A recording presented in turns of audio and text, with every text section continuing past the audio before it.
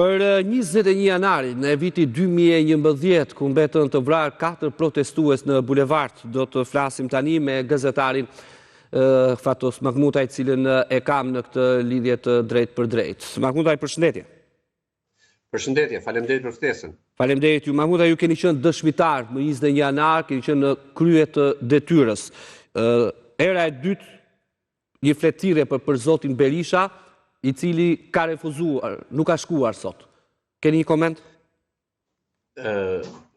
Ishte e pritshme që Berisha të mos paraqitej në SPAK, sepse Berisha i gjithmonë i ka anashkaluar dhe gjithmonë i ka anatemuar organet e drejtësisë shqiptare.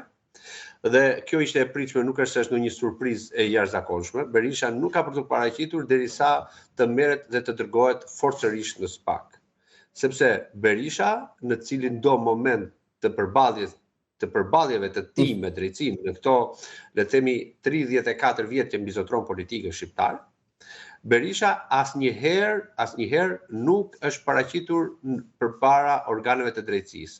Madje kemi dhe plot raste të tjera ku ai ka refuzuar dhe kur organet e drejtësisë ka shkuar tek ai. Dhe Berisha nuk njeh gjuhë tjetër veçse gjuhën e dhunës. Pra, ai ka përdorur vetë dhunën, e ka bërë institucion dhunën në kohën që ka qeverisur vetë, dhe ndërkohë tani mbështetet gjithçka mbi dhunë. Pra, Berisha nuk njeh gjuhë tjetër derisa të tërhiqet dhe të dërgohet zvarr prej policisë në SPAK. Si zoti Berisha është shprehur që nuk është njoftuar, pra nuk i ka arritur fletira dhe është shprehur i gatshëm për të shkuar në SPAK. Më fal, ke të drejtë për këtë. Kështu e ka thënë. Tani, këtë e ka thënë javën e kaluar.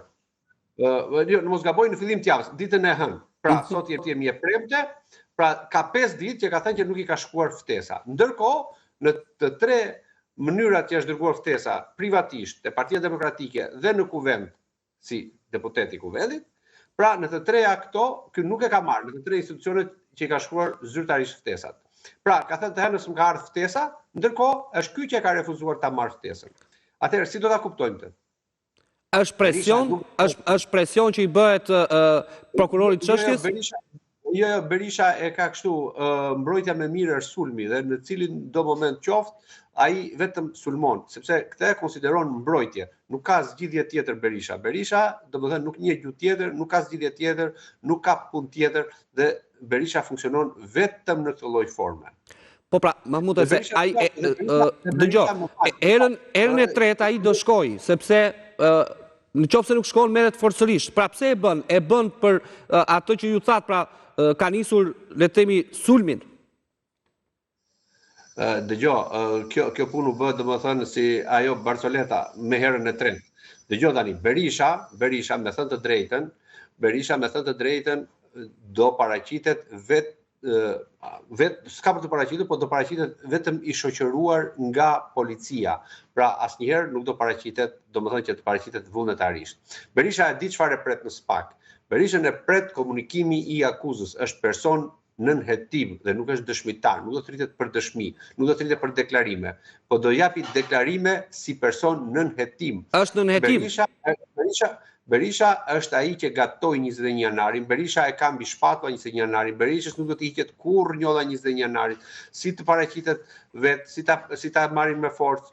Berisha për 21 janarin, për këtë unë kam qenë skeptik deri tani dhe vazhdoj akoma të jem skeptik, sepse Berisha do bëj këto lojrat siç i ka bërë me hallakatje, me ping-pong për institucione, me vonesa, me procedura, me mbetetash, po Berisha për 21 janarin do përfundoj i dënuar.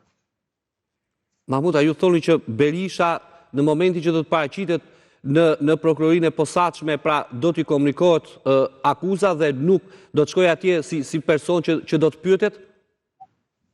Jo, Berisha nuk shkon, ai do pyetet, do japi deklarime, do japi deklarime rreth akuzës, pra si i akuzuar dhe jo të japi deklarime si person që ka dieni për ngjarjen. Berisha e ka thënë në këto 15 vjet afërsisht, pa ndalim, vrava 4, do vrisja 4.000, kam bërë atë, kam mbrojt institucionin, kam vrarë, kam prerë. Pra i ka pranuar vetë të gjitha këto njëra pas tjetrës. Berisha nuk ka më nevoja për të dhënë deklarime rreth çështjes, rreth rrethanave të ngjarjes e tjera. Berisha do japi deklarime vetëm si i akuzuar, pra si njeri i pandehur dhe jo si njeri që ka dieni për ngjarjen. Ndërkohë, pak ditë më parë në SPAK u paraqit dhe ish ministri i Brendshëm, Lulzim Basha. Si shikoni deri tani punën dhe hetimet për 21 janarin nga ana e prokurorisë së posaçme, ku pas zotit Basha pritet edhe zoti Berisha? Shiko, zoti Basha, të paktën në mos gaboj juve më korrigjoni për kohën, besoj aty nga vitet 2017-2018, ku filloi të kishte ato çarjet e para në Partinë Demokratike, pra me Berishën, që atëherë Basha e ka kërcënuar gjithmonë me deklaratat e tij publike Berishën që do paraqitem atje, pra presupozonte prokurorinë e posaçme, do paraqitem atje dhe do them ato që di. Pra, Basha ka informacione, di, sepse ka ditur për shkak të postit, ka ditur për shkak të afrimitetit me Berishën, pra ministri i Brendshëm, njeriu më i afërt i Berishës, bashkëpunëtori më i afërt i Berishës dhe gjithashtu në 21 janar njeriu që u pa në të gjitha cepat e kryeministrisë, që nga zyra e Berishës nëpër korridore, lart mbi taracën e kryeministrisë etj. Pra u pa në të gjitha pikat, do t'i quaj strategjike të 21 janarit ose pikat le të themi të rëndësishme të asaj që pasoi 21 janari. Ndërkohë, një ditë më përpara, pra në datën 20 janar 2011, zoti Basha ndodhej tek policia e shtetit, pra përballë Ministrisë së Jashtme, te Drejtoria e Përgjithshme e Policisë së Shtetit dhe për të marrë masat për protestën e lajmëruar për të nesërmen, pra për protestën e 21 janarit. Dhe i pyetur nga gazetarët, kam qenë vetë prezent aty, kam qenë një nga gazetarët që në atë deklarat për mediat që ka bërë Basha, domethënë kam qenë prezent vetë, pyetur nga gazetarët që nëse do eskalohej me dhunë ditën e nesërme dhe ai me plot gojën e shprehur që i kemi marrë masat për të gjitha dhe ne nuk do mbajmë përgjegjësi nëse do ketë dhunë për ato që do t'ju bëjmë dhunuesve. Domethënë Basha ishte i parapërgatitur. Ndërkohë, nëse do vinim tek Basha, ta analizojmë pak të pjesën e Bashës, gati le të themi një vit më parë ose diçka më pak se një vit më parë, zoti Basha ndodhej në Amerikë dhe ndodhej tek zëri i Amerikës ku dha një intervistë të gjatë. Mes të tjerave u përmend dhe 21 janari. Dhe gjatë kësaj intervistës së gjatë që Basha, domethënë, dha tek zëri i Amerikës, u shpreh që në 21 janar në fillim më thanë që janë vrarë policë, pastaj më thanë që janë vrarë protestues.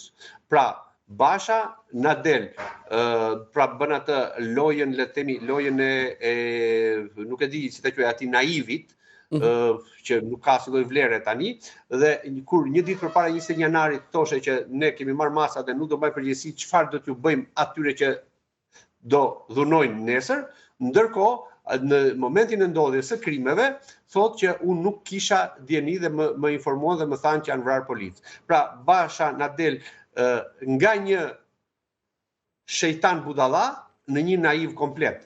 Tani duhet ta ndanë këtë punën e Bashës. Ndërkohë, në lidhje me Berishën, të kthehem te pyetja juaj sepse i bëm një parantezë të gjatë pyetjes tuaj. Atëherë, në lidhje me Berishën, do thoja që Basha bën mirë ti thot ato që di rreth asaj çështje.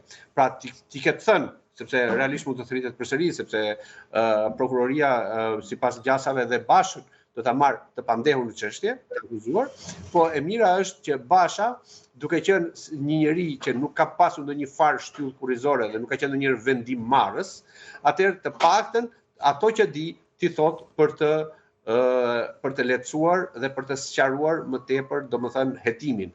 Pra, deklaratat e tij do ta ndihmonin deri diku hetimin, por gjithsesi për mendimin tim, kësaj kanë 15 vjet që i qëndroj, nuk është e nevojshme as të thritet Berisha për të dhënë deklarime rreth çështjes, as Basha, as kush tjetër, sepse mjafton sikur të shfrytëzohen vetëm pamjet filmike bruto të televizioneve shqiptare që kanë transmetuar atë ditë dhe është gjithçka e dukshme. Është e dukshme nga është qelluar, si është qelluar, cili është vrarë, si është vrarë etj. Domethënë, këto pastaj e Rafi Berisha, pra ai bodyguard, shefi i sigurisë Berisë që ka i Adhami, Ndrea Prendi në zyrë, apo nuk e Rafi, ja mori pistoletën apo nuk ja mori pistoletën, ato le të zgjidhin ata me njëri tjetrin. Pistoleta e Ndrea Prendit ka vrarë njerëz. Tani kush qëndroi mbrapa këmbës qëndroi Adhami, e troqi Kemzën Adhami, apo e troqi Ndrea Prendi është tjetër muhabet. Domethënë këto gjëra ato le t'i zgjidhin sepse janë të dy të akuzuar, kanë marrë jetë njerëzish, të marrësh jetë njerëzish në mes të ditës, në mes Tiranës, përpara institucionit qendror të shtetit dhe përpara syve të gjithë botës, domethënë kjo nuk ndodh as në kujdiuna, ndodh vetëm në përvende ku ka luftra, ndodh në Gaza, ku ka luftë, kemi dy kombe të ndryshme që përplasen me njëri tjetrin, po jo shqiptar me shqiptarësh, është turp. Mahmuda, të falenderoj shumë, ishe kënaqësi. Faleminderit dhe ditë mbar. Faleminderit juve. Ishim me gazetarin Fatos Mahmutaj nga Brukseli. Shkojmë tani dhe ndjekim konferencën e përbashkët për media të Ministrit Financave Petrit Male, Guvernatorit të Bankës së Shqipërisë dhe shefes së misionit të FMN-s në vendin tonë.